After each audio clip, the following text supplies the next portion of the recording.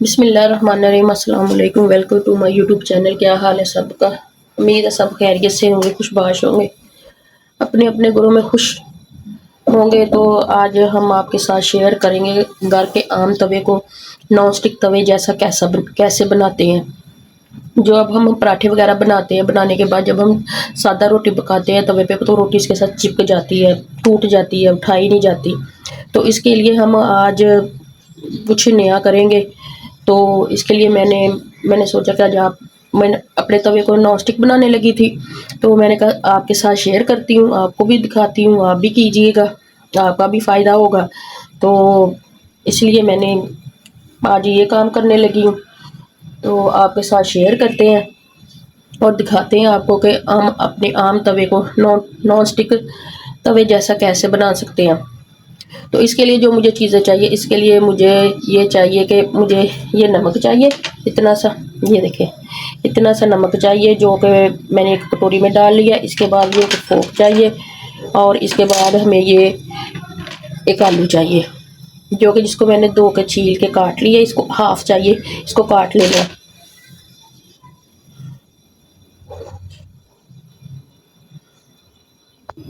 یہ دیکھیں جی، میں نے توے کو چولہے پہ چڑھا دیا تھا کہ توے کو اچھی طرح سے گرم کرنا کہ تاکہ اس میں سے دھواں اٹھنا شروع ہو جائے۔ یہ دیکھیں میں نے اس کو چولہے پہ رکھا ہوا تھا، آگ جلا کے اس کو ابھی اچھی طرح سے گرم ہو گیا۔ یہ دیکھیں اس میں سے دھواں اٹھ رہا ہے۔ تو سب سے پہلے ہم اس کے اوپر نمک ڈالیں گے، کافی زیادہ جو میں نے آپ کو نمک بتایا تھا وہ سارا نمک اس کے اوپر ڈال دیں گے۔ یہ دیکھیں یہ میں نے اس کے اوپر نمک ڈال دیا، یہ دیکھیں۔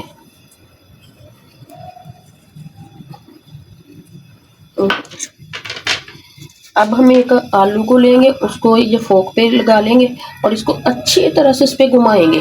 یہ دیکھیں اس کو گھماتے جانا ہے، نمک ادھر ادھر گرے گا، چولہا بھی گندا ہوگا، لیکن اس کو اچھی طرح سے گھماتے جانا ہے۔ یہ دیکھیں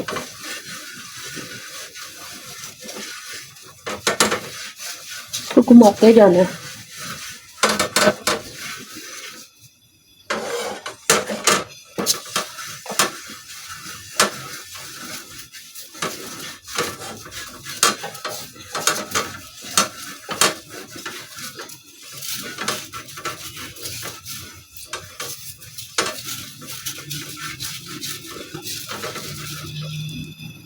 یہ دیکھیں جی،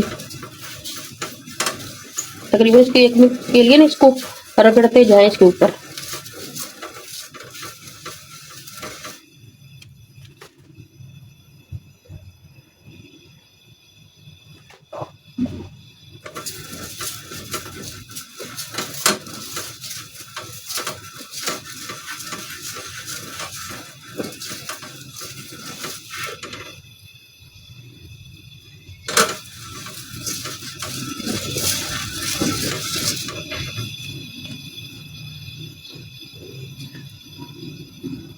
یہ دیکھیں اب ہم نے اس کو اچھی طرح سے گھما لیا۔ اب اس کی آنچ کر دیتے ہیں ہلکی، اور پھر اس کو کرتے ہیں صاف۔ یہ دیکھیں اب میں اس کو اچھی طرح سے اس کے ساتھ صاف کر لوں گی۔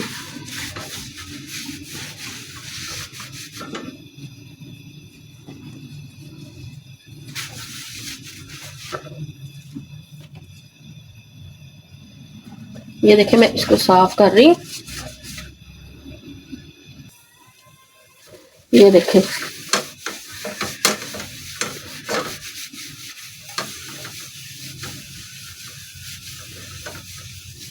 یہ دیکھیں یہ کتنی اچھی طرح سے صاف ہو گیا۔ یہ دیکھیں اس کا کلر دیکھیں، اس کی شائننگ دیکھیں کیسے۔ اب اس کے ساتھ ہم اپنا دوسرا کام کرتے ہیں۔ یہ دیکھیں جی، یہ دیکھیں، یہ دیکھیں، یہ دیکھیں تو اور اب ہم اس پہ کیا کرنا ہے، ہم نے تھوڑا سا آئل ڈالنا ہے، 2 سے 3 ڈراپ بس وہ ڈالنے ہیں۔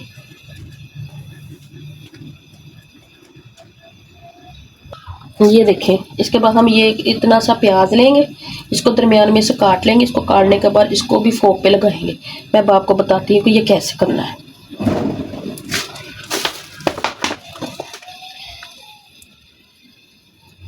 یہ دیکھیں تھوڑا سا اس کے اوپر ہم تیل ڈالیں گے۔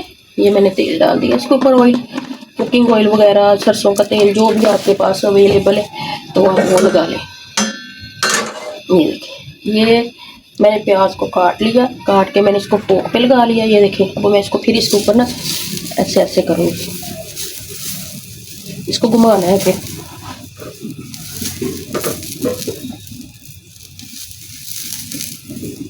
یہ دیکھیں، اس کو گھماتے جانا ہے۔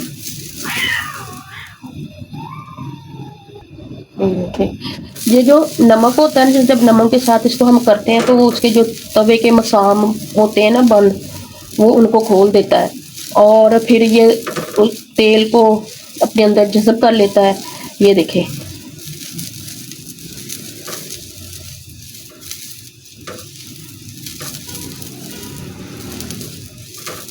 اس کو گھماتے جائیں تاکہ یہ اچھی طرح، ہم چولہا کر دیں گے بند، میں آگ اس کی بند کر دی ہے۔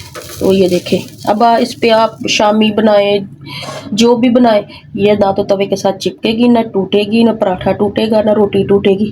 اتنے اچھے اور خستہ پراٹھے، پھر ہر چیز اس پہ اتنی اچھی بنتی ہے۔ اب ہم تھوڑا سا اس کو آئل کو صاف کر لیں گے۔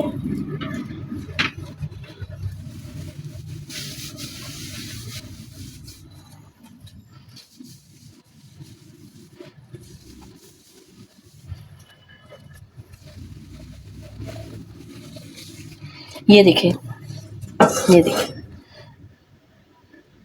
توے کے اندر شائن، ملائم اور اتنا خوبصورت یہ ہو گیا ہے۔ اب وہ یہ تھوڑا سا اس میں جو آگ جلائی ہوئی ہے ہم نے، وہ تیل جل رہا ہے، اس کا دھواں اٹھ رہا ہے، تو یہ اتنے اچھا بن گیا ہے نا کہ آپ کو بازار سے نان اسٹک توا لانے کی ضرورت ہی نہیں پڑے گی۔ آپ اس کو ضرور آزمائیں۔ یہ چھوٹے چھوٹے ٹوٹکے ہوتے ہیں، ان کو آزمانے سے بہت کچھ فائدہ ہوتا ہے، بہت کچھ انسان کو پتہ چلتا ہے۔ لازمی آپ یہ کام کریں۔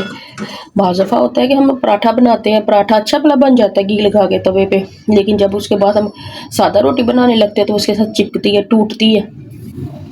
تو یہ دیکھیں، اس کو ضرور کر کے دیکھیں اور مجھے دعائیں دیں۔ اللہ تعالیٰ سب کے لیے آسانیاں پیدا کرے، آپ کے لیے بھی کرے، ہمارے لیے بھی کرے۔ اس کے ساتھ ہی میں آپ سے اجازت چاہوں گی، چینل کو لائک کیجیے، فالو کیجیے، سبسکرائب کیجیے، شیئر کیجیے۔ اللہ تعالیٰ سب کے لیے آسانیاں پیدا کرے، اللہ تعالیٰ ہمیں حلال رزق کھانے کی توفیق دے۔ اس کے ساتھ ہم آپ سے اجازت چاہیں گے۔ خدا حافظ۔